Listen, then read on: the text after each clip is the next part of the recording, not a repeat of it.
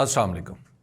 2.5-3 बरस पहले की तहरीक इंसाफ को एक तस्वीर में लाना हो तो उसमें इमरान खान, शाह महमूद कुरैशी, असद उमर, डॉक्टर आरिफ अलवी, फवाद चौधरी, इमरान इस्माइल, असलम इकबाल, अली जैदी, अली अमीन गंडापुर, असद कैसर, मुराद सईद, हमाद अजहर और फैसल वाडा मौजूद होंगे। आज की तहरीक इंसाफ को देखिए, इनमें से असद कैसर और अली अमीन गंडापुर के सिवा बेशतर चेहरे बदल चुके हैं।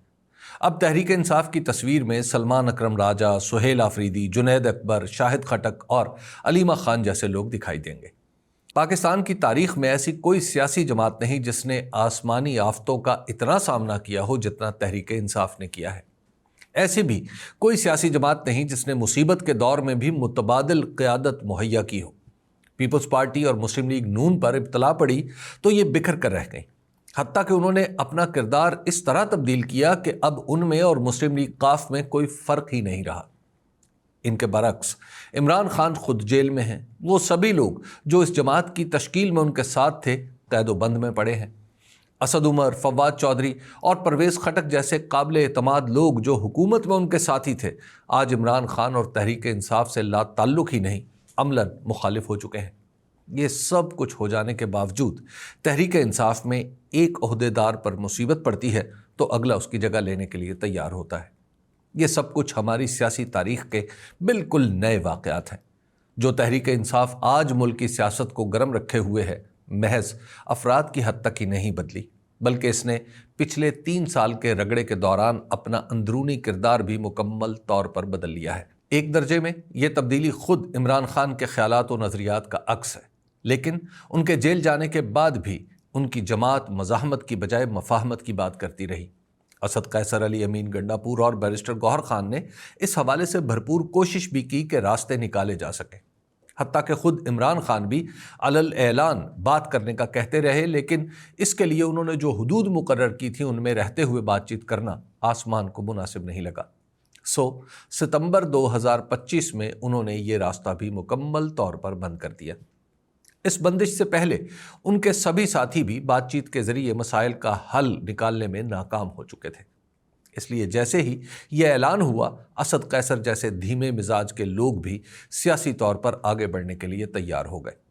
सुहेल आफरीदी की बतौर वज़ीर आला नामजदगी के बाद जो तूफ़ान उठा और फिर जिस तरीके से वो मुंतखब हुए, इसने तहरीक इंसाफ में जौहरी तब्दीली का सफ़र मुकम्मल कर दिया, जिसका आगाज़ बातचीत रोकने के ऐलान से किया गया था।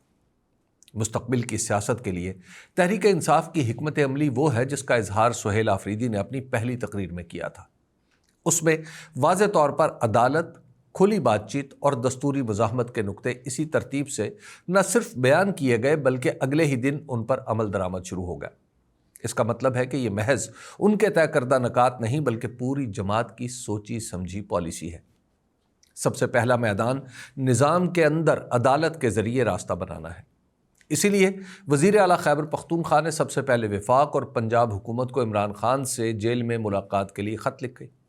वज़ीर आज़म का फ़ोन आया तो उनसे भी यही तकाजा किया। अगले रोज़ अदालत चले गए। अदालत का हुक्मनामा लेकर अडयाला जेल पहुँच गए। वहाँ अदालत का हुक्म भी न माना गया, यानी पहली चाल में ही तहरीक इंसाफ ने अदालत की ताकत एक बार फिर लोगों पर वाज़े कर दी। इमरान खान के करीबी रफ़क़ा और वकला ने अदालतों को सिर्फ दिफा का ज़रिया नहीं बनाया बल्कि एक सियासी हथियार के तौर पर भी इस्तेमाल किया है।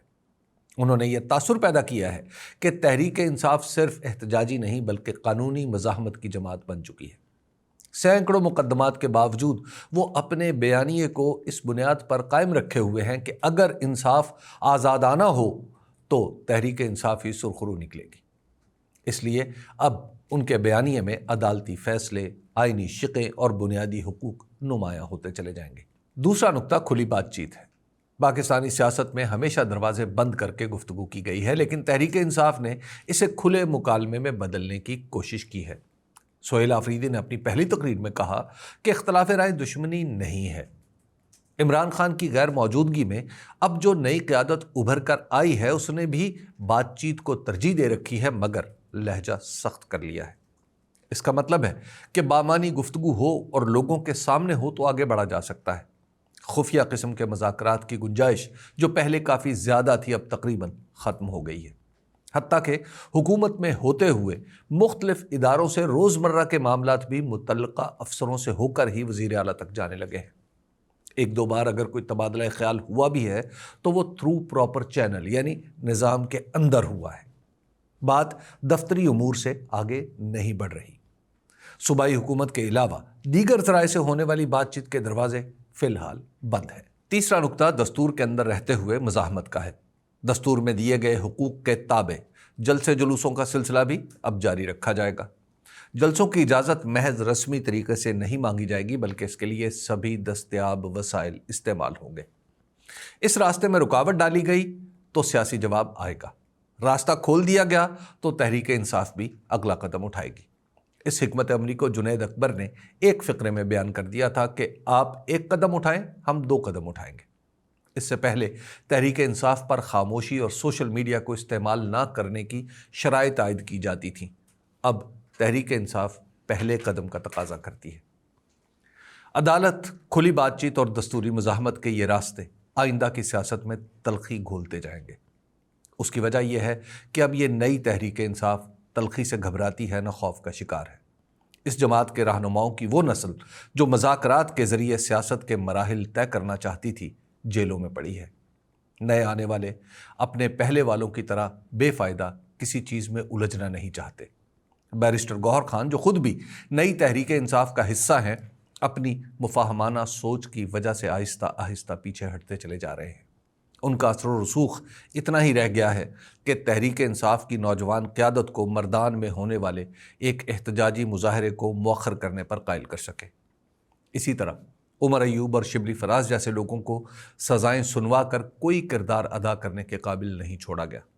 سو اب واسطہ ان لوگوں سے ہے جن کے نزدیک ہر ملاقات میں سے کچھ نکلنا ضروری ہے، دھمکی آمیز لہجوں میں کہی گئی بات سن کر جو خاموش نہیں رہتے، جو بات اسی وقت مانتے ہیں جب ان کو بھی تسلیم کیا جائے۔ وہ لوگ جو عادتاً اپنا سر خم ہی رکھتے تھے، اب پچھلی صفوں میں خاموش بیٹھے ہیں۔ یہ نئی تحریک انصاف ہے جسے جین زی کی تحریک انصاف بھی کہا جا سکتا ہے۔ جوان پیروں کے استاد بن کر سامنے آ چکے ہیں، سو اب انہی کو سمجھانا بجھانا پڑے گا، جو کافی مشکل ہوگا۔ شکریہ۔